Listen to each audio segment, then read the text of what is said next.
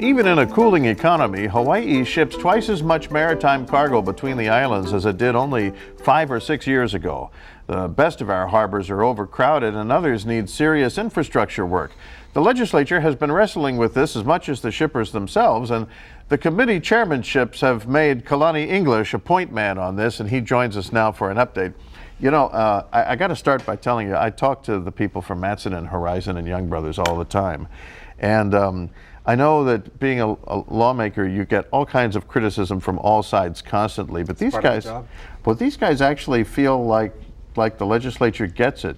They hardly complain at all anymore. They feel like all of you have taken an interest and you ask a lot of detailed questions. And it's kind of unusual for me to hear that when people are talking about lawmakers. So, well, you know, this was all in the approach because what's called the Harbors Users, the Harbors Users Group, or HUGs. Yeah. It's all of the users, and they did something very unusual. They came together before they came to the legislature. They prioritized their needs, and they agreed on what should go first, what should go second, what should go third. And that made all the difference in how we proceeded. Because usually we'll get competing interests coming in and saying, not them, us, don't do it this way, do it that way. These guys came together, and that's why we were able to move almost $1 billion worth of infrastructure improvements for them. That's very interesting, because you know the other side of this coin is Bob Herkes on House side is always telling me how everybody in his district has a view about Kona coffee labeling, but they can't agree on anything, and he's been trying for years to get them to come up with anything unified so he could make it happen for them. I still can't figure out how they came up with 10% as a Kona coffee blend, but anyway, we spent a lot of time debating that issue. Yes. Well, anyway, so on harbors, the HUGS group did come across with priorities. They even worked out some plans for who would move to where to make room for things in Honolulu Harbor, which really impressed me. Well, you know, Honolulu Harbor is about 2.5 years out from capacity. In Maui, at Kahului, we're at capacity. And we needed to really act quickly and decisively to make sure that the harbor's infrastructure gets put into place so that we don't have a backup. Because if we do have a backup, everybody will see it in the prices of their goods. Everything from, well, if you look around the room, almost 99% of everything in here, except maybe some of the flowers, were imported, and which means that it has to go through one of our ports. So this modernization plan will, within the next 6 years, completely modernize our infrastructure within Hawaii. You know, I come from Hana, and so I had to add in Hana to this mix because my east side of the island is isolated.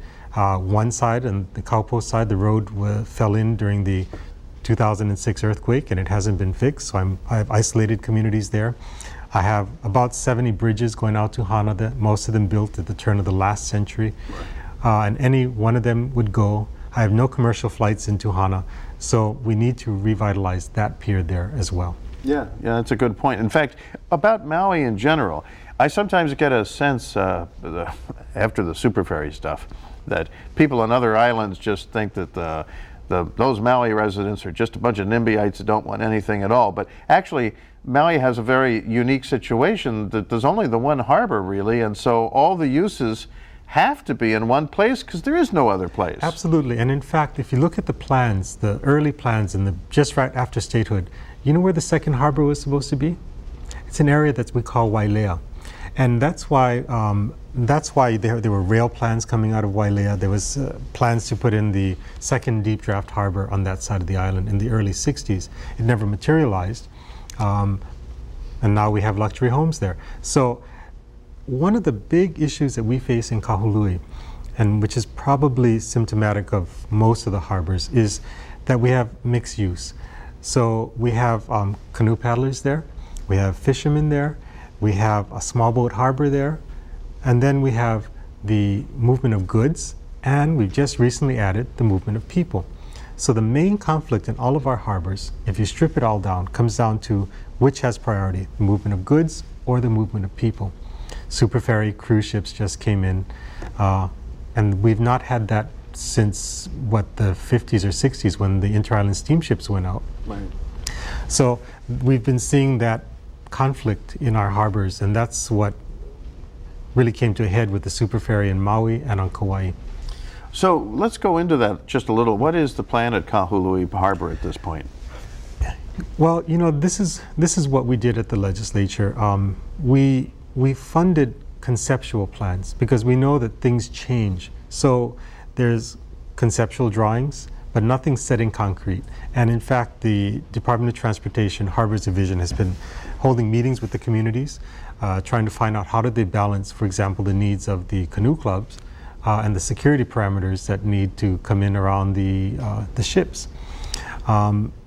So the short answer to that is there are no concrete plans, but there are conceptual plans. And they're looking at you know, modernizing the whole system so that it's easier to move cargo on and off ships. Also to make it so that we can try and separate out the uses and have the movement of people on the west side of the harbor. Mm.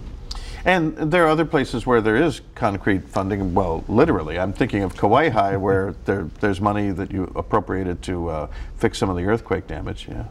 Oh yes, well, I mean, I want you to be really clear on this, that we have appropriated $862 million towards this project. It's almost $1 billion worth of infrastructure improvement to be spent in the next 6 years. So we've also given them streamlining abilities to get in there and do it. And because the Harbors Users Group came back with a plan and they worked on conceptuals for 2 to 3 years before this, we have a roadmap on how to do this. So the legislature did indeed allocate funds this year for it. And it's revenue bonds, which means that the harbors have to create the revenues to pay down the bond.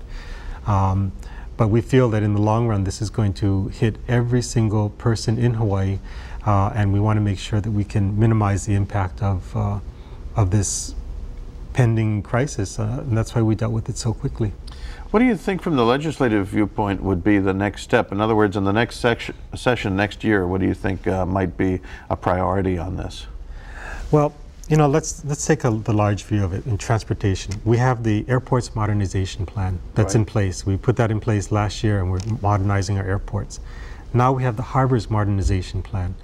You know, I think next year we really have to take a look at the highways modernization plan because our highways are antiquated, our systems are congested, and not just on Oahu. If you drive on between Lihue and on Kauai, you go through... Yeah, Kapa'a needs some kind of help.